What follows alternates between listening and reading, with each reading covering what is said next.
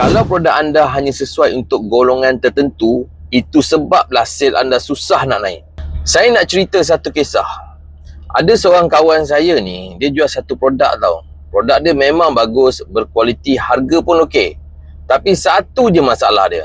Customer dia terlalu spesifik. Dia bukan tak bagus spesifik ni, tapi terlalu spesifik. Kena target orang yang sangat tertentu, umur yang tertentu dan minat yang tertentu. Hari-hari dia fikir, nak cari orang yang sesuai ni betul-betul susah. Masalah besar dia bukan produk tak bagus. Masalah dia, market yang terlalu kecil. Dia terpaksa kejar customer, bukannya customer dia datang sendiri. Bila market kecil ni, setiap sale jadi susah. Setiap closing jadi berat dan setiap bulan, stres. Sampailah satu hari dia tukar cara fikir. Dia tanya diri dia sendiri balik. Kenapa aku pilih jual produk yang susah sangat nak cari customer? Sedangkan ada produk yang semua orang boleh guna. Dekat situ dia tersedar. Masalah dia bukan pada usaha, masalah dia pada produk. Dia mula tengok bisnes perfume.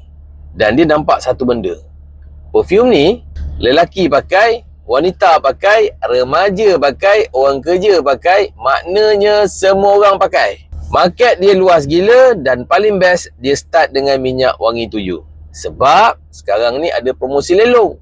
MOQ hanya serendah 10 botol saja. Nak buat perfume jenama sendiri pun boleh.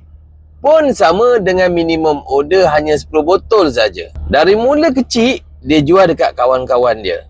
Post sikit-sikit. Tak lama lepas tu, customer mula repeat. Orang mula recommend. Dari susah nak dapat sale, jadi orang datang sendiri. Baru dia faham.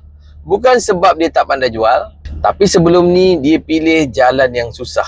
Kalau anda rasa sekarang bisnes anda tengah susah, mungkin bukan salah anda, mungkin produk anda yang problem.